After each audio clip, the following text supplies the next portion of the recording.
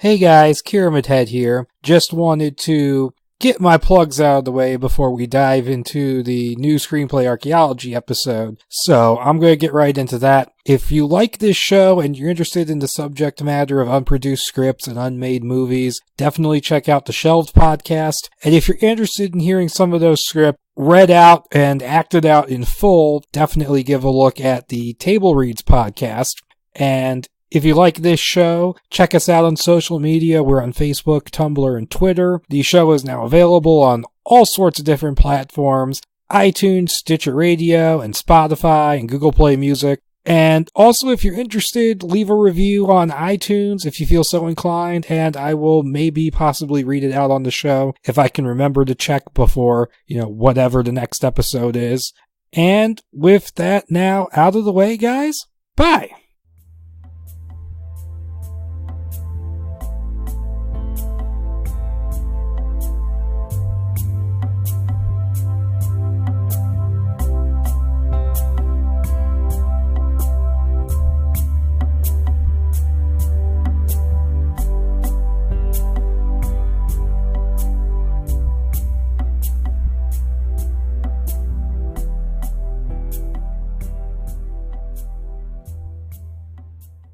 Alright everyone, hello and welcome to a new episode of the Screenplay Archaeology podcast. I'm your host KiramidHead, and tonight we're going to be doing an episode which I don't know why it took me this long to get around to this, because it's a subject that's actually fairly interesting in terms of screenwriting history and stuff like that in the process, and that is, I'm going to be looking at the Cellar, which is the original spec script draft of what eventually became 10 Cloverfield Lane after a bunch of rewrites. And this is part of, what the MO was for a couple of years with the Cloverfield franchise, where they were taking scripts and films and just kind of, tweaking them to be Cloverfield-ish. And so I figured that would be an interesting thing to talk about, and I wanted to mention the plugs thing that is now going to be a intro that I have pre-recorded that I'm just going to put at the beginning instead of the funny quote. If you prefer the funny audio sound by, holler at me, or if you think the intro sounds crap, just let me know, or if, the intro sounds shitty now, because, I don't have, that traditional opening to the episode, definitely let me know about that, but definitely give me feedback.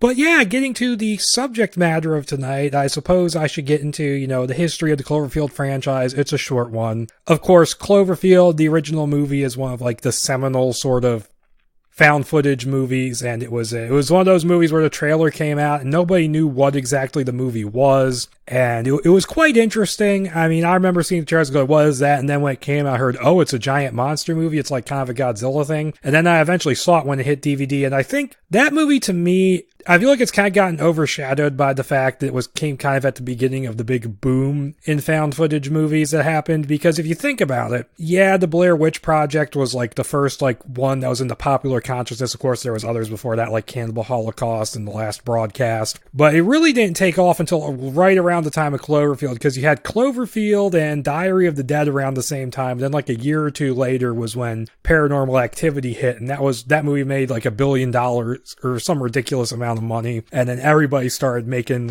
cheap found footage horror movies and kind of wore off the luster, I think, kind of rubbed off the patina of the whole subgenre. And it's an idea I like, and I think Cloverfield, for me, holds up pretty well. I think it's just a really good, solid monster movie, and the found footage gimmick works pretty well. The characters are okay. They're not anything special. The monster is really, really cool. The little monsters are also really, really cool. The little parasite things. Those things are fucking creepy. And there's a lot of just really interesting scenes, when they're going between buildings and stuff like that. And just the idea of seeing a monster from that grounded perspective of a camera is really, really cool. And they do a good job with it. And they tease the monster in just the right amounts until you get some of the good long looks at it near the end. It's a really cool little well done found footage movie. And for years, they talked about doing a sequel, and the one thing they always mentioned, which everybody else seems to think is amazing, and I always thought was kind of a lame idea, was we're going to show the attack of the monster on the city from the first movie. We're just going to show it from the perspective of a different camera, which I'm like, why? I mean, that just sounds dumb to me. It just seems like an excuse to bring back the found footage gimmick, and I don't know, it just never really appealed to me. How many fucking cameras could have survived that fucking nuke? I mean, honestly.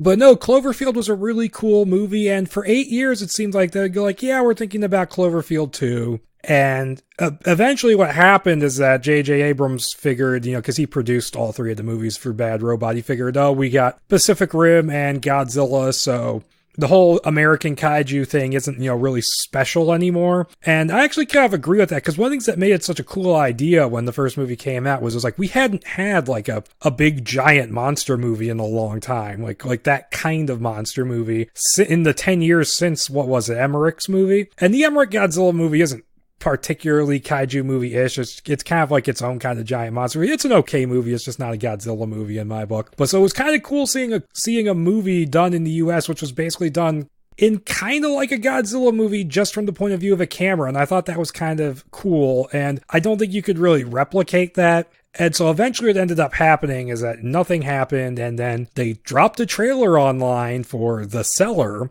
And then the end of the trailer, and I remember it was called The Cellar when it was first uploaded, or was it called Valencia? It was one of those names, but they dropped it under one of those names, and then at the end of the trailer it said 10 Cloverfield Lane, and my hype and a bunch of other people's hype just went right through the roof on that. I was so excited when I saw that, and I was just wondering what's going on. Is the monster up above the bunker? Is that barrel they show in the trailer, is one of the little ones going to be in that barrel? And then the movie came out, and none of those connections I was looking for were in it, but it was still a really, really good movie. Great, suspense. I love, the contained thriller thing they did with it, with just essentially just three people in a room, with an incredible performance by John Goodman, where for most of the movie you're watching him like, this guy seems kind of creepy and weird, but is he actually a psychopath or something? I'm not really sure how dangerous he is. He could just be a really strange guy, and you don't really know until relatively late into the movie. The pieces start getting put together, and Mary Elizabeth Winstead, she's great. John Gallagher Jr., she's great. Three really good characters to spend the movie with.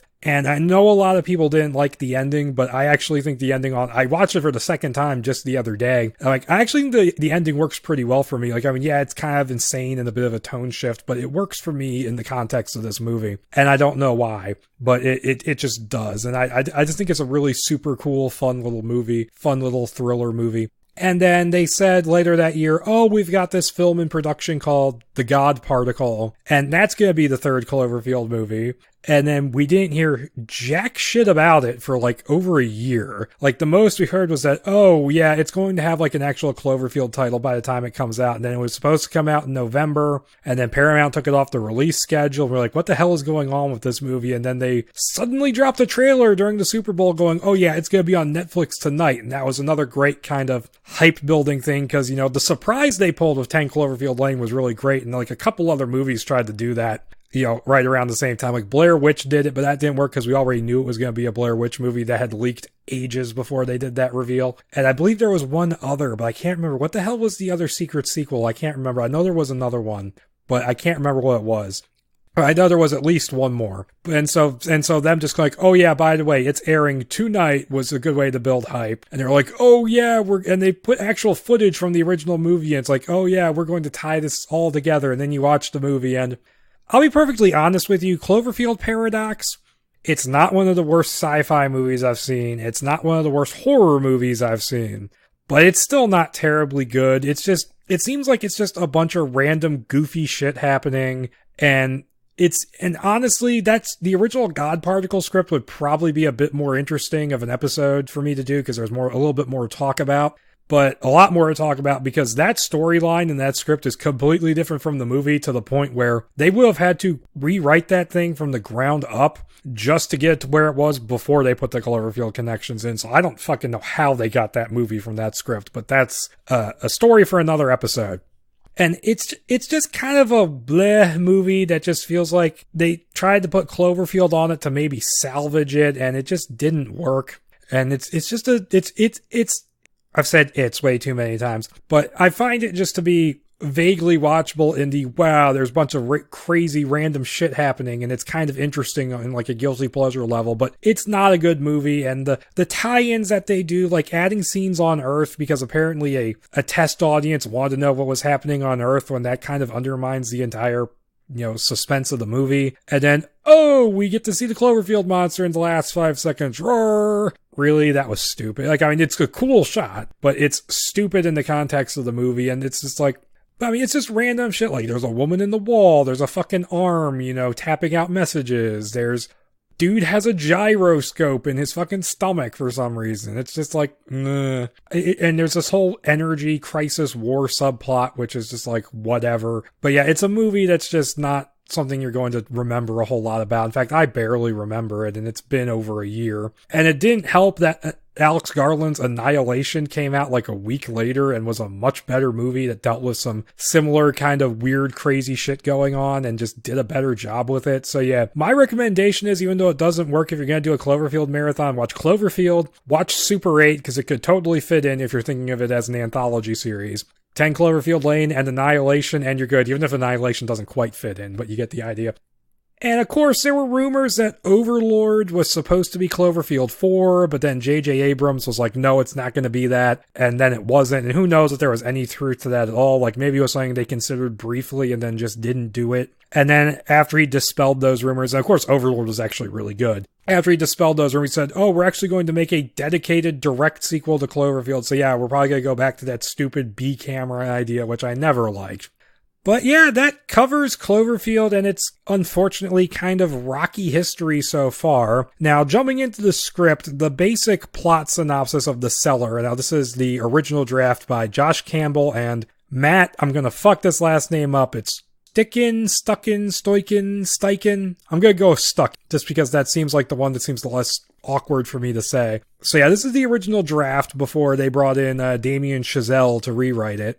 And the basic plot is going to sound very similar, but there's enough differences where this is actually going to be interesting to listen to. It's similar to the movie in that it's got this young woman named Michelle who's in a car crash, and she comes to, and she's in this fallout shelter, this underground bunker with this weird guy named Howard, who tells her that there's been some kind of attack on the surface and it's no longer safe to go up there. He says it's some kind of chemical weapon attack, or maybe like radioactive fallout, maybe there was a nuke, he's not sure. And so she obviously thinks that he's full of shit and that he's kidnapped her and put her in his bunker. And so she's trying to get out. And it's like the movie, and that's this tense sort of thing with these people in the bunker and, and like sort of character interactions and stuff like that, and building suspense and tension. So it's basically that. And there is a third person in the bunker, but that's a difference. And I'm going to leave that out until I get to it in the actual script. But that's something that they changed almost completely. And so I'm just going to jump into it. And so it starts off. Already, it's quite a bit different from the original draft. I mean, from the movie that came out, because we don't get the scene of her walking out of the apartment and then, the phone call from Bradley Cooper. That never happens. Yeah, the Bradley Cooper voice cameo was pretty fun. And so you don't get anything really with her. It starts with fragmented images of the car crashing, and which you do get in the movie, but we don't get any of the stuff before it. And it's intercutting with the titles. And so we just get the images of the car crashing, and then we meet Michelle Burke, who wakes up in a small windowless room and with bandages on her head and a brace around her knee. And she is definitely more fucked up from the accident in this script. Like, it definitely leans on that a little more, pardon the pun. And she moans when she tries to turn her head, and she then hears a sound outside the room, and she finds her cell phone and tries to call 911, but there's no signal. There's no extended thing where she tries to, snag the cell phone from across the room. It's just there. And she grabs a 2x4, and she swings it at who we eventually, get his name as Howard Stamler instead of Stambler in this version, as he enters the room. And he jerks a piece of wood from her, says he's only trying to help and won't hurt her. And she still tries to scramble away, but falls on her injured knee and blacks out from the pain. And so she wakes up sometime later with Howard sitting on a fold-out chair, having brought her some food. And he explains that the night before there was an attack and a bomb of some sort went off, destroying the city. He came across a wrecked car and decided to help her, and he says he's a doctor, and he offers her ketamine for the pain. She goes, like, really, a date rape drug? And he says, hey, I'm just a veterinarian. It's the strongest thing I have. That's another difference here. So Howard, in this version, I don't think they actually do confirm if he is a vet or not, so I guess I'm just going to say he is. So yeah, he's a vet here instead of being a satellite technician for Tagruato, because Tagruato is one of the Cloverfield references they put in. Well, he works for Bold Futura, which works for Tagruato. Tagruato is one of those things from the original ARG viral marketing thing for the first Cloverfield, the corporation that essentially woke up the monster. They also threw in a reference to Slusho in one scene, which is their big product. And so Michelle still doesn't believe him, and she keeps resisting him. But he leaves, saying he's right outside if she needs any help. And the pain is eventually too much, and she takes the ketamine and falls asleep. We get a flashback of Michelle arguing with her boyfriend Patrick at a college house party, thinking that he's been cheating on her, and she storms out angry, ready to leave despite being drunk. So instead of getting, just her walking out and getting the idea that she's just walking out in a relationship, and you never find out in the movie, which I actually think it's a really good idea to do there, you never find out exactly how bad their relationship is, just that they had a fight and that she can't take it, so she's running away. I like the fact that they keep that ambiguous. But so instead of getting, just her driving away and then getting into the accident, you get this kind of fed to you through flashbacks throughout the script. And what's interesting is that the movie, despite being longer than the script, actually compresses quite a lot. And I'll get to that in a bit. And I'm really glad I rewatched the movie before I recorded this, because that actually will make it a little bit more interesting to talk about. So I won't say anything stupid like, well, that wasn't in the movie when it totally was, because I took nearly 4 years to rewatch it. And so she wakes up again, asking Howard where the bathroom is, and he gives her a pair of crude crutches, and in the movie he gives her real crutches, and this they're kind of, jerry-rigged together, like something Scotty would make if he needed to make crutches. And he shows her, he gives them to her to help her to get around on, and he shows her the rest of the bunker. And so the bunker is a lot smaller and more claustrophobic in this version. It's Michelle's room. The main area, which reads as a lot smaller, it just has a kitchenette, a small table and chairs, and a couch, and it's got a big wine rack in the middle of the room. And the couch is blocking the stairway out, so there isn't even a door up there. I don't think there's any board games in this. There's no jukebox. I don't even think there's a TV. Howard in the movie has prepared way more than this guy has. So yeah, that's an interesting difference. And I think that change to the bunker tonally helps it fit in with Cloverfield a little bit more, because Cloverfield's not a dark and gritty thing. So I feel like, having a bit of a more picturesque bunker, so to speak, fits that universe a little more. And so he takes her to his room, which is on the other side, where a corner has been curtained off to serve as the bathroom, so that's here, and there's no mention of it having a goofy duck on it. Howard leaves her alone in there, and she, uses, the closed door, and she turns the water on to cover, the sound of her going to the rest of the room, and she rifles through his chest of drawers. She finds one drawer full of men's clothing, one full of women's, and one full of medicine, and the last one also has a magazine called How to Make a Weapon Out of Anything in it. That's gonna come back later. And so Michelle returns to the main room, and Howard explains that they're underneath his farmhouse near Kenosha, Wisconsin. So that's a difference. The movie is set in and around Lake Charles, and Michelle was leaving New Orleans.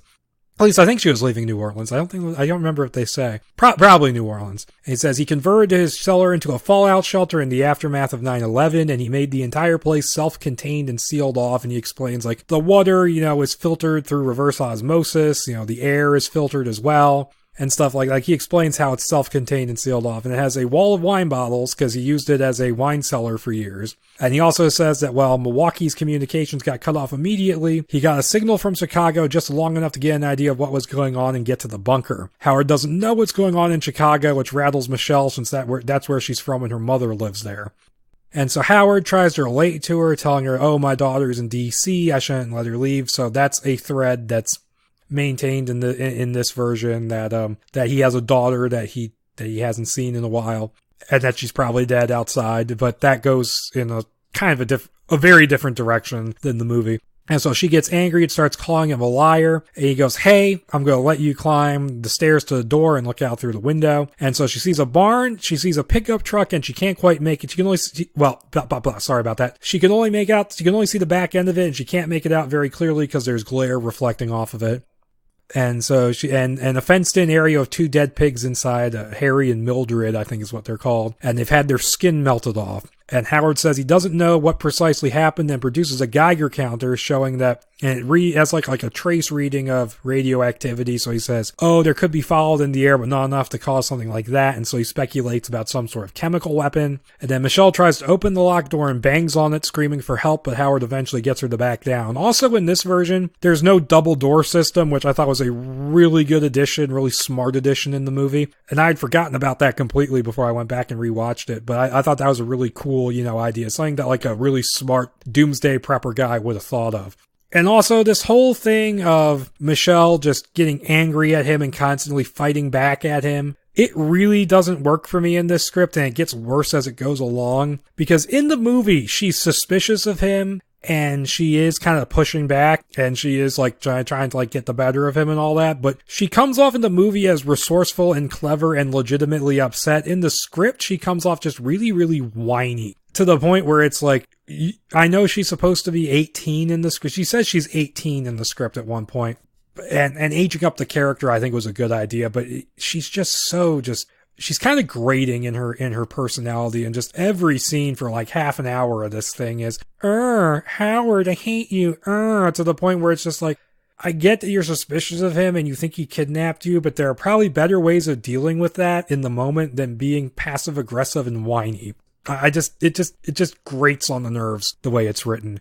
And so sometime late, Howard eventually gets her to back down from the door. Sometime later, Michelle changes the bandage on her head, and Howard shows her that no radio signals are getting through, and she's going like, it could just be broken. And so she goes to sleep again, and we get a continuation of the flashback from earlier, where we learned that her father was a cheat as well, and abandoned her mother before she drunkenly drives away from Patrick and the party. And okay, so I much prefer her backstory from the movie, where it's her father was actually abusive instead of just he left. I feel like that, makes her a more interesting character. She's a much more interesting character in the movies. Like, she's kind of just whiny, and she has an excuse backstory for being whiny. And it gets worse. It just gets worse. I'll get to when she gets just totally worse, and I just want to smack her, but we'll get to that. And so she wakes in the bunker, and Howard tries to make small talk, asking why she was in Milwaukee. She says she was meeting a friend, and she just shuts the conversation down, like she's pretending like she's accepting what he said and saying that, he's probably dead now. And so it says a few days pass, and Michelle's wounds are healing up, and she can even walk better on her knee, but she still uses the crutches in front of Howard as she's nicked the weapon-making magazine and has started to carve the end of one of them into a point. Now, that is in the movie, and that is very early on when she is still in the bedroom and hasn't left it yet. Like, she sharpens that thing, like, immediately. So yeah, we're getting pretty far into this thing, and the movie, and like, it's been condensed quite a bit. And so Howard, he's changing the bandages on her knee, and he notices that she hasn't taken the antibiotics, and he basically says, listen, you can live with the pain all you want, but you're taking these antibiotics because I'm not letting you get infected or stay infected. And so she takes the medicine, goes to sleep, and there's another flashback, and she's driving drunk while a pickup truck comes up behind her and tailgates her. Michelle wakes up, gets an idea, and stuffs a bunch of polyester in her pillow into the ventilation system, jamming it. Now, her fucking with the ventilation system also happens very, very early. And it's different. In the movie, she like sets something on fire and then sticks it into the vent to try and smoke them out or something. But this, she's trying to be more surreptitious about it. And also, it's not clear whether the truck is actually tailgating her in the flashback, or if it's just following her, and it seems like it because she's drunk and her perspective is all fucked up. And also, these flashbacks are specifically described. I forgot to mention this. They're specifically said to be like unclear if they're memories, or if they're like really her true memories, or if they're partly dream or something like that. It's meant to be ambiguous according to the script. Howard explains they're running out of oxygen, and he has them stick to the main room to avoid wasting air. And during a meal, Michelle pops open the wine bottle and gets drunk, and Howard refuses, saying he doesn't drink, and he won't explain why he stopped. He's very cagey about it. And then the drunken Michelle starts walking around fine without a crutch, and that's when he figures out that she did something to the ventilation system. And he just gets pissed at this point, gives her the keys, and tells her to leave. You can leave this place, close the door behind you, leave the key in the lock, but you can leave if you want to, because I'm done putting up with your shit. And that's actually kind of a good moment from Howard, because he's nowhere near as weird as Howard is in the movie. And so the shit that she's getting from her, he gets a little bit creepy later on, but here it's just kind of like, yeah, he kind of has a point, because, if there really is something going on, she has just fucked them both up. And so she takes the keys and goes up the stairs to the door, only for a man in a hazmat suit, Nate, to appear at the window begging to be let in. Howard says not to do it, but she does anyway. And so now we have a third person in the bunker. So this is a huge change from the movie. In the movie, Emmett is in there the whole time, and he's in there from the beginning. He's also a very different character, as we'll see from Nate. And so I'll let this play out before I talk about it anymore. And I actually prefer how the movie does it, because having someone come in from the outside, I think, lessens the mystery of what's going on out there. And it just doesn't, it's not as it's not as effective to me as just them all being stuck together from the beginning. And so Howard recognizes him and clearly isn't happy, but he helps scrub off the hazmat suit, so they're going into the bathroom. And Nate tells Michelle that she needs to strip down and scrub off too since she touched the suit. And he turns his back but sneaks a peek using the mirror, which is like, okay, so this guy's a shithead. But, I mean, fair's fair. She was perving on him when he took his shirt off because she thinks he's hot. So that did happen in the script too. And so Howard's cleaning the suit and he sees property of John Bennett of the Pikeville Fire Department written on the inside. And this seems to upset him, but we don't know what that's about yet. And we go back to the main room and Michelle still doubts that anything has happened, thinking Nate's in on it. And then Nate in turn explains they helped build the bunker. He says that things aren't as bad outside as they were, but still pretty bad. And he's also heard rumors of some sort of terrorist attack, but nothing concrete. And there's actually a bit of tension here where suddenly she starts listening to him and eating up every word he says. And Howard's like, wait, what the fuck? You won't believe me at all, but you're suddenly buying it from him. He kind of has a point. And that's when the ventilation system grows. And he's also incredibly flirtatious with her throughout this scene. Like, not even trying to hide the fact that he's trying to fuck her. Like, it's just ridiculous. And so that's when the ventilation system groans and Howard says he has to go outside to fix it. And using the hazmat suit, he leaves the cellar, and that's when Nate tells Michelle that Howard hired him to convert the cellar into a shelter, but they made a bunch of changes to the design and refused to pay Nate any more afterwards. Howard goes to the barn roof, and he finds that a tree branch has fallen on 2 of the solar panels, and it's broken the frame, which we'll get to in a minute. He also hears something coming towards him like a helicopter, but he hides behind some of the panels, and by the time he gets up, he can still hear the noise, but it's disappeared behind a hill. And alarmed by this, Howard goes inside his house and retrieves a gun, which he conceals inside a black trash bag when he heads back into the cellar. So that's a difference, because in the movie, Howard has the gun in the holster by his side from the beginning and throughout the whole thing. And it actually does come into play. But, that's the movie and this is the script. And so Howard asks Nate over dinner how he got the hazmat suit. And Nate says that he worked at the volunteer firehouse and that they had all suited up waiting for orders, but eventually most of them went to check on their families. And then after none of them came back for a while, Nate headed for the shelter knowing it was there. And he mentions on his way there he saw a person who had their skin melted off like the pigs. Like, he mentions that at one point. And then Howard says he didn't know Nate was a volunteer, and he asks if his friend Charlie is still in charge, to which Nate responds in the affirmative. And he also asks him if he knows his friend John Bennett, but he doesn't. So, guy's definitely suspicious. And so Nate and Michelle continue to drink, and Nate keeps needling Howard until he eventually goes to his room and shuts the door. And that's when Nate tells Michelle about how Howard's wife was killed 3 years ago, and that even though he was never charged with it, Howard was still suspected in the case. And then Michelle asks about Howard's daughter, but Nate says he never had one, so we're setting up a mystery suspense thing here. And so later, Nate tries to drunkenly kiss Michelle, but she backs away and passes out on the couch. And Howard comes out to get some crackers from the kitchen, and Nate goes to the other bedroom to sleep, but not before he looks at her, and it seems like he's considering whether he's going to date rape her, where it's like, oh god. The movie is almost entirely asexual in terms of how the characters are portrayed. Like, it goes to some creepy places, but never quite goes to the rapey vibe that this script does. And so Nate wakes up to Howard loudly hammering nails into some pieces of wood, which screws with his hangover, and Howard is deliberately being as loud as he possibly can just to fuck with him, which was admittedly pretty funny, and it would have been funny to see that in the movie, because that feels like the kind of thing John Goodman's Howard would do, because he just does these weird things in the movie, which are so funny, like him dancing and stuff like that. And so Nate wakes up to Howard. Okay, I already read that. He says he's making a new frame for the solar panels that the tree branch fell on, and he makes Nate go outside to install it. And this is another thing I'm not fond of in this script, is that they go outside more than once before the ending, and I like them just being stuck down there for the bulk of it, because I feel like that's better for the suspense of the story. And I just feel like them being able to go up and look around just kind of kills that building mystery. And so while he's out, Howard tells Michelle about Bennett's name being inside the suit. And he says that Charlie Winston retired a while back. And he says that's proof that Nate is a liar because of the way he answered the question. He says that, I was at Charlie Winston's retirement party. So, why does Nate think he's still in charge? And then he also says Nate's been in prison several times for small stuff, but he's always had a violent streak. And Michelle doesn't, buy into any of this because she doesn't like Howard. And she's an idiot because she thinks he's only doing this because she thinks Nate's hot.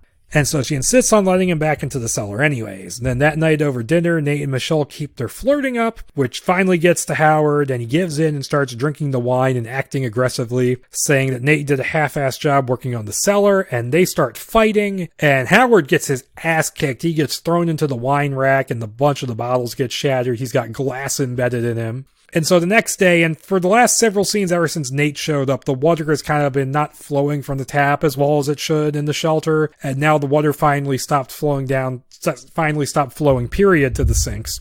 And so Howard, now openly wearing the gun, opens up a crawl space and has Nate climb down with him to check on the water pump. So this is kind of an equivalent to the crawling through the vents thing from the movie, only it's down below instead of up above, and it's the water pump instead of the air vent. And there's no like weird office with Taguato letters in it, and there's no like message scratched on the window that's leading up top. Like none of that's there. But it is a very similar thing. And so they have to go down to the well to check on the water pump. Michelle watches the yard from the door because he says, watch there. We'll see if the water is coming out because there's like a hose there or something. I don't know. And then we get another flashback as she recognizes Howard's truck as the one that was tailgating her that night. And it's specifically described as being unclear as to whether he was trying to pass or ram her, but she definitely draws the latter conclusion. And she comes back downstairs, and the two men have brought the broken pump engine up from the crawl space with Emmett saying he can fix it. Now, once again, this is something that has been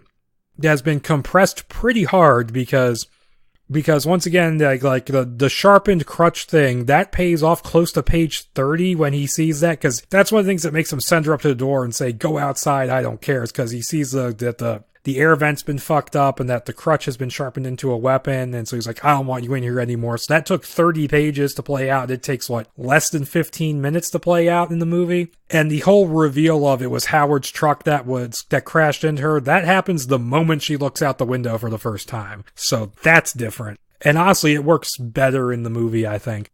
And so that night, Michelle drugs Howard's wine and tells Nate about the truck, and he takes the gun after promising to protect both of them, and they go to the small bedroom and they have sex, and Howard wakes up in the middle of this hearing Michelle's moans, and we didn't need the sex stuff here. It's just cringy here, especially since she has no reason to trust Nate whatsoever. Why don't you just take the gun yourself, woman? Jesus. You have no reason to trust this guy. And then we get, Howard finally acting a little bit creepier because he wakes up in the middle of this and he pretends to still be passed out when Michelle just walks out of the bedroom heading for the bathroom topless. So he pervs on her a little bit. And then later, Nate forces Howard to give up his keys at gunpoint. And Michelle tells him that she knows it was his truck that night. And Nate says that the pump is fixed because Nate is the one who can apparently fix it. He tells Howard to take it back down to the well once he sobers up. And we are 60 pages into a 96-page script. And this is not going to be the shortest episode. Yay! And so Nate talks to Michelle, saying that when they're in the bedroom, the door stays locked, and she has to ask him for permission to leave because he has to know if the door is unlocked, basically. And she's like, oh yeah, at first I was locked up in the shelter. Now I'm locked up in the room within the shelter. And he gets really pissed and controlling. And so she's going like, oh yeah, maybe trusting this guy was a stupid idea. Yeah, you horny, stupid bitch. Sorry, it's just, God, this character is grating.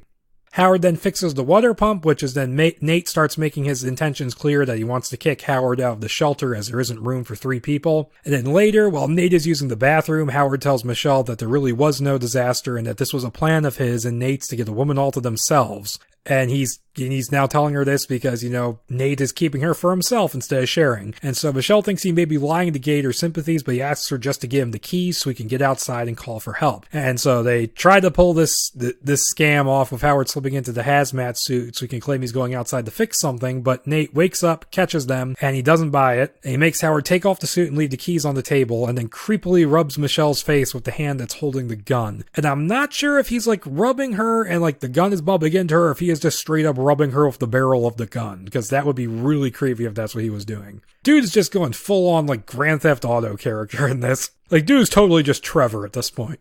Actually, no, I take that back. Trevor is way cooler than Nate. Nate's just a douche. And so that night, Michelle goes to use the bathroom when a drunken Howard attacks her, seemingly about to strangle her. And this gets defused when Nate smacks him over the head with a wine bottle. So we get the bottled over the head thing, which was in the movie, but didn't but was used differently. And so Howard comes to sometime later to the sight of Michelle pouring out the wine bottles into the sink. And then Nate puts the gun to Howard's head and attempts to force him to leave, only for Michelle to intervene. So this woman can't make up her mind anymore, who she believes. And so Nate then sets up some new rules saying, Howard, you can't leave your room without my express permission. And so during the night, Nate gets up to use the bathroom, and then the next morning, Michelle can't find him, and Howard tells her that he went outside to fix something has been gone for a few hours. Michelle finds traces of what might be blood in the bathroom sink, and that raises her suspicions, and she asks Howard what really happened to Nate. He sticks to his story, but then he monologues about how the attacks were inevitable with the world the way it is, and I am going to have to read this speech out because it is actually really, really good.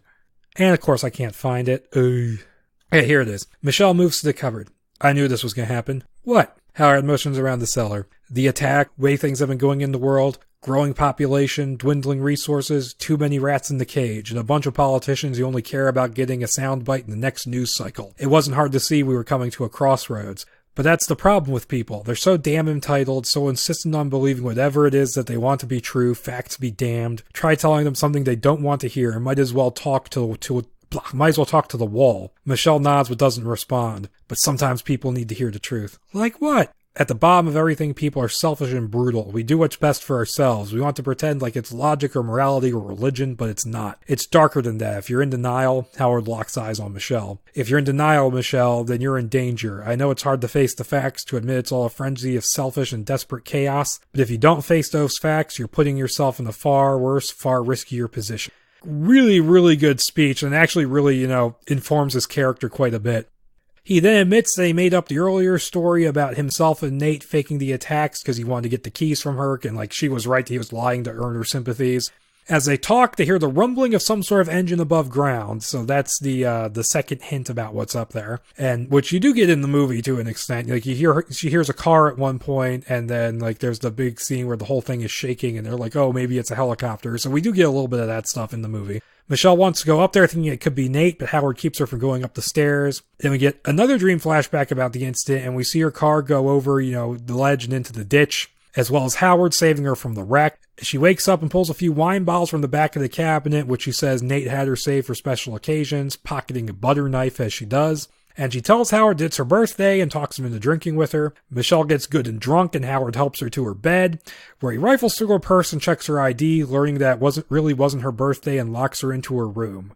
And Michelle, who was not as drunk as she was pretending to be, she uses the butter knife to unscrew the lock on the door, and then rifles through Howard's pocket as he sleeps, finding the keys. She opens the metal door. Yeah, okay, this is one thing that's weird. There's a metal door in the middle of the room that I don't think was mentioned before. If it was, I missed it, because this is an easy script to kind of skim through the way it's formatted.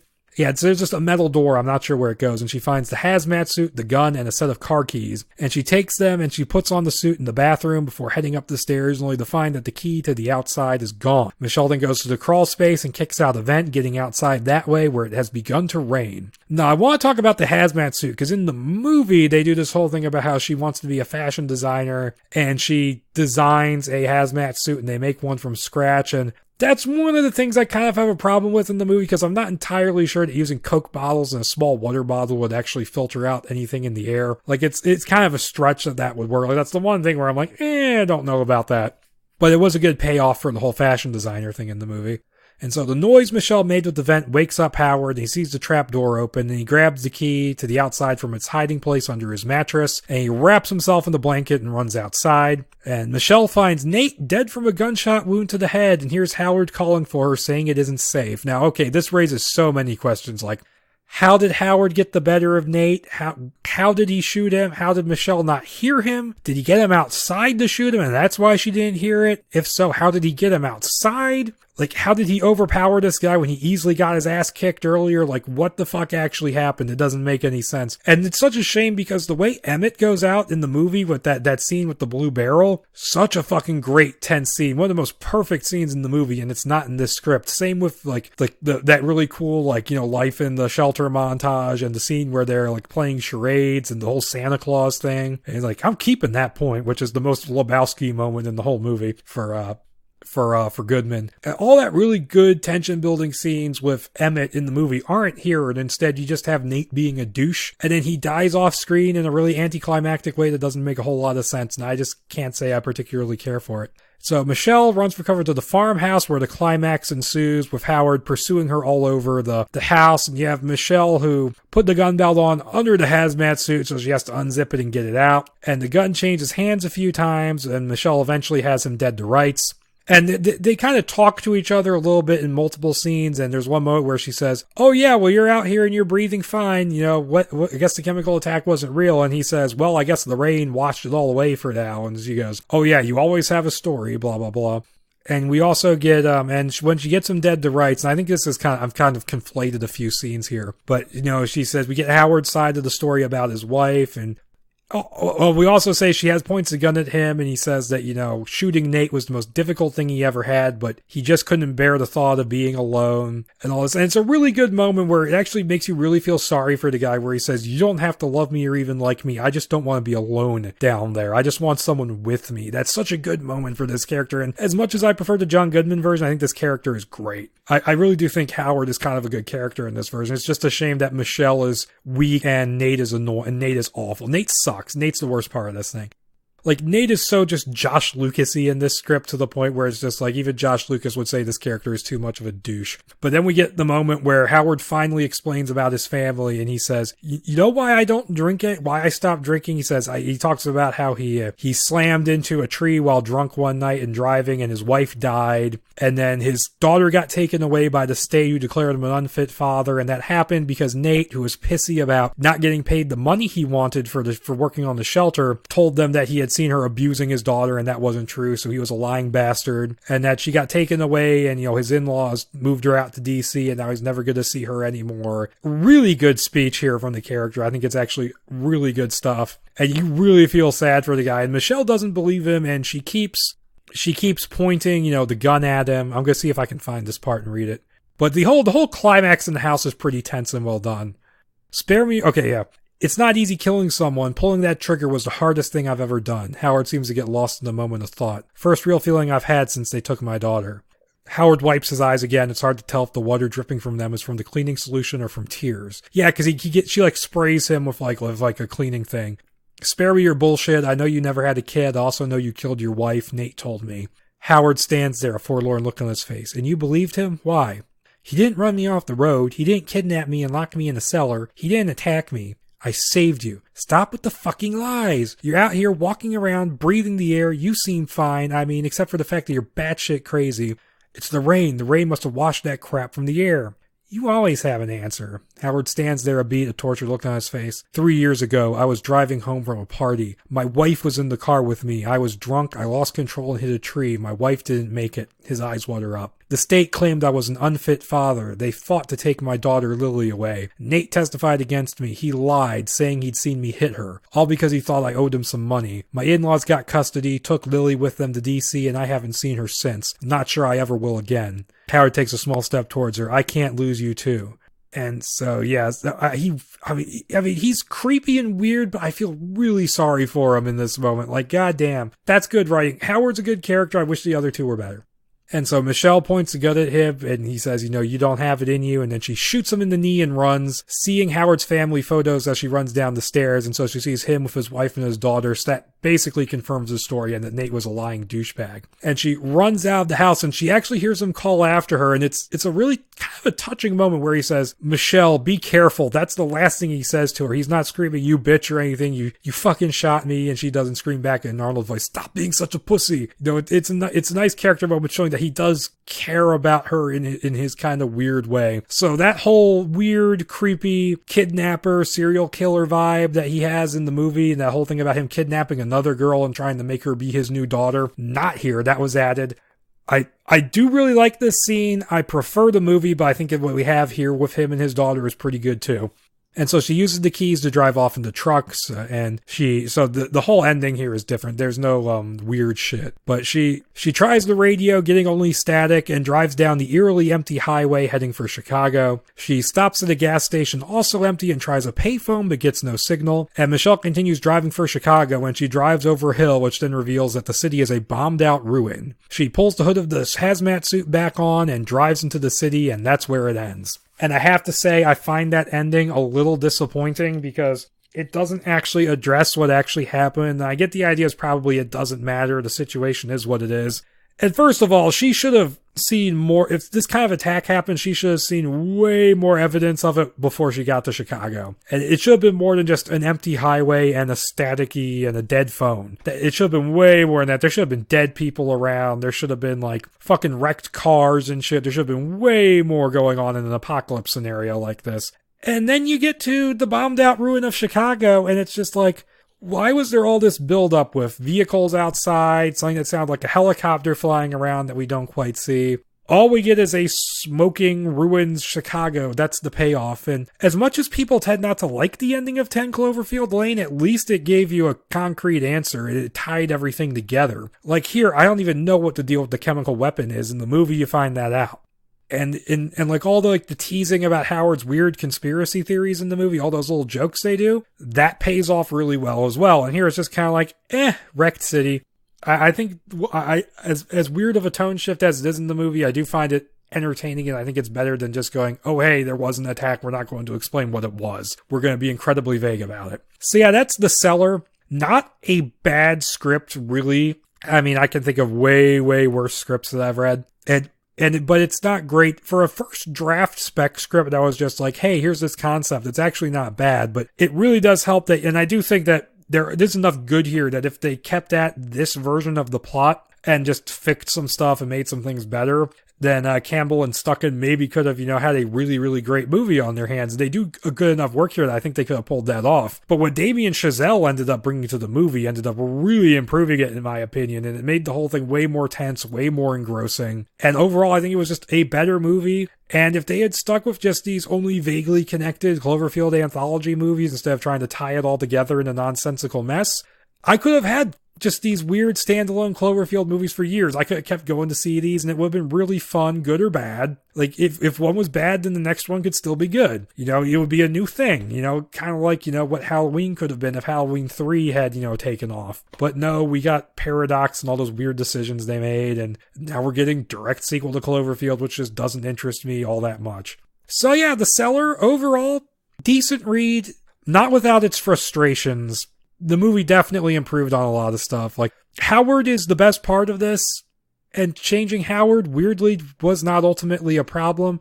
But changing Michelle and definitely getting rid of Nate and replacing him with Emmett was so much better, because Emmett is such a lovable character in that movie. And you feel bad for that guy. Like, he gets dunked on so much by Howard. And you're just like, oh man, I feel bad for this guy. And just the tension of you don't know if Howard is weird or creepy or whatnot works better in the movie because he is a little bit weird. He acts weirder than he does here, because here he just kind of acts like a normal person, and Michelle is kind of overreacting. Like she could have maybe worked a little. Like, she could be suspicious of him and not trusting him, but she could have been a little more subtle in her approach, I think, whereas here it's just like, well, obviously you're a liar and I'm going to treat you like shit, but I'm going to trust this other guy for no fucking reason other than that I think he's hot.